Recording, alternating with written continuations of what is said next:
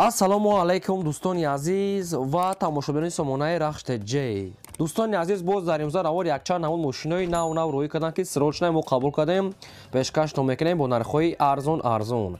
агар шумо дар охали мошинои фурӯшӣ, хона, замин, квартира, ягон техника, ягон маҳсулот, чизе ки барои фурӯхтан, барои реклама кардан бошад, марамат сурат маълумотша дар номерои экранбуда WhatsApp имо дора рӯй кунем. мо дар видео оянда фурӯшта рекламада мегузорем.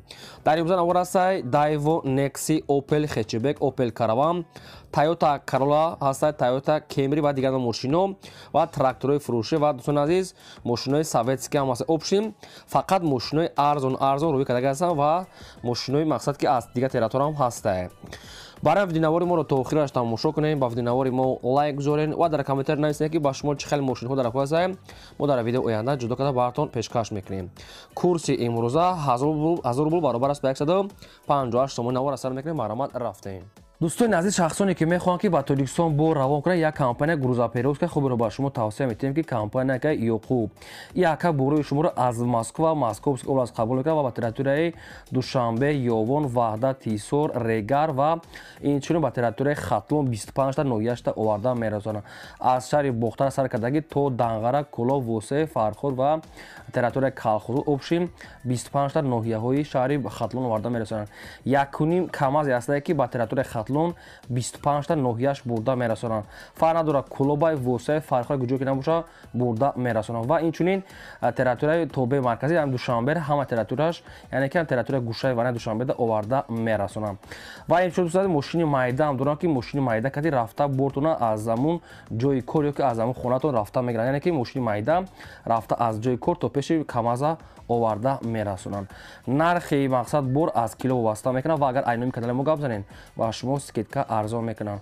марамат компания ка Ёқуб ба шумо тавсия метавонад аз номи канали мо гап занед, скидка дора. марамат албатта бортона рӯй кунед. мегзарем ба қисми мошинои фурӯшӣ. яка мошини фурӯшӣ имрӯза ҳастае ки Daewoo Nexi ҳастае ки Nexi полни худ I0 тайёр кардагиа. соли барои 1996 ҳастае ки ҳам газ ҳам бензин дорад. мотори 1.6 литр, коробка механика, ҳолати мошин мега беҳтарин. мошина ҳамаи чӯш ҳастае. мошин нав краска даги ҳастае. мақсад сидениҳои нави пачка мегад мондаги ҳастае ва фаро ҳамаш ҳастае. фақат баъзе ҷоша установка мекунед. тамом мошин обшим тайёр карда метиҳад. мошин мегад 100% и суратҳои айни кор шуда гирифтиянша. мақсад сидениҳош мегад нав, аккумулятори пачка, магнитофони оригинал мошин, баллоноша мегад нав задаги ҳастае. мошин обшим I0 тайёр кардаги ҳастае.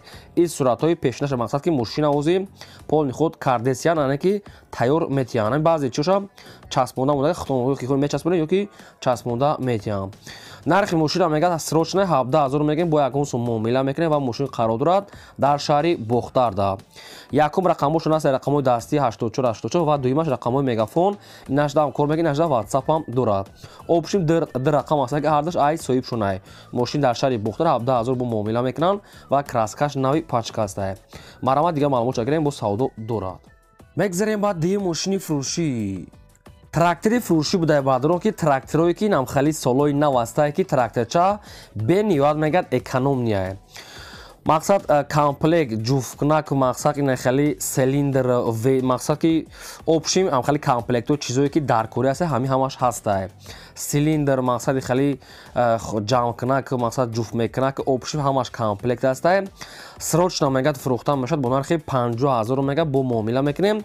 трактор мегад бениёат мегад нав астае. экономия мегад мақсад барои хали корда зур астае. нарша 50000 мега бо муомила мекунад ва трактор айни ҳол қарор дорад дар ноҳияи Хурусон, деҳаи Қазиқалада. дута рақам аст ки ҳар рақамошон 24 соат кор мекунанд. якумаш рақамҳои Билайн Тоҷикистон ва дуюмаш Мегафон Тоҷикистон. ҳар рақамошон кор мекунанд. мақсад пахоркашак, ҷуфткунак, силиндр ҳама чӣ дорад. ҳамин тракторча комплектае. 50 бо муомила мекунанд. марамат шахсони харидор бо занг занед дигаша фаҳмода метиҳанд. мегзарем ба сеюм мошини фурӯшӣ. мошини фурӯшӣ ҳастае ки Toyota Yaris ҳастае ки Toyota Yaris ҳам хеле ном. шахсое ки нафаҳманд хай бо занг занед мепурсанд. моделҳои нав астае ки мошинои беҳтарин Toyota Yaris. соли барои 2014 солае ки 34 бензини холия, объём моториш 1.5 литри экономия ки 7-8 литр мегад расход, яъне ки даже 8 не 6-7 литр мегад расход дорад, бениҳоят мегад мошин экономӣ. Коробкаш автоматаи сайстани мошин беҳтарин ҳамаи комфортуша дорад. Кондитсионер, электропакет опшин ҳамаи мақсад ки комплектатсия комфортҳои ҳозираша дорад. мошин мегад срочно мегад фурӯхта мешавад бо нархи 115 000 ки боз муомила мекунам ва мошин қарор дорад дар Душанбе Корвонда 115 бо савдо мекунем мегад соҳибаш. Якум рақамош рақамои мегафон телевизор ахираш 70 кор мекунад ва WhatsApp дорад пайваст ва дуюмаш рақамои Россия аст ки нашам кор мекунад. Якумаш Тоҷикистонда WhatsApp ҳам дорад ва дуюмаш рақамои Россия. мошин мегад баллош мегад 90% срочно мегад сум дар кора бо мақсад ки 115 бо муомила мекунад дар Душанбе. Марамат шахсоне ки мехаред срочно бо муомила мекунад метавонед занг занед. мегзарем ба чорум мошини фурӯшӣ. Toyota Camry 2 аст бадрон ки срочно соли бароишаш 2008 сола ки сӯйфуриш газ бензин мотор 2.4 литр коробкаш автоматаи сайстани мошин мегад нахаду беҳтарин. мошин мегад салон тозака 1 сола ҳуҷҷат дорад, тонировка дорад. мошин хай диска писка радной краска ҳамаш нахадоне ки нагуфтам мақсад XL ёки SK иша аниқ қада мегирен. нархи мошина мегад 99 000 аст, ягон сум муомила мекунад бисёр не ва мошин мегад дар Душанбе қарор дорад. 99 000 сомони аст бадрон муомила мекунем срочно ба телефон мегад савдо накунем. мошин мегад дар назди капоти мошинда савдо мешавад. ҳаст рақамошон вавилон кор мекунад. шахсое ки мехаред маромат занг занед бештар маълумота аз рақамошон гирем. агар шумо дар охири мақсад мошинои фурӯшии хона замин чизе ки барои фурӯхтан бошад роӣ кунем, мо дар видео оянда рекламаш мекунем. мегзарем ба панҷум мошини фурӯшӣ. панҷум мошини фурӯшӣ аст ки Toyota Corolla. соли бароишаш 2009 сола ки сӯйфуриш бензини холӣ моториш 1.6 литр коробкаш автоматаи сайстани мошин мегад беҳтарин. Corolla дра мегад полнику мегад се кардагем. мошин мегад ягон кор надорад, саволои зиёдӣ натиен мегад соҳибаш. хайха мақсад кондитсионер электропакет ҳамаи комфортура дора. мошин мегад ҳолаташ беҳтарин автоматай 100%. нарша мегад 74 та мегем бо камтара мегад муомила мекунем ва мошин қарор дорад дар шаҳри Турсунзода Регарда. мошин хари аниқ боша мегӯяд омада аз пешбин ягон сум муомила мекунад. рақамошон мегафон. шахсоне ки мегиред маромат занг занед бештар маълумотша гирем.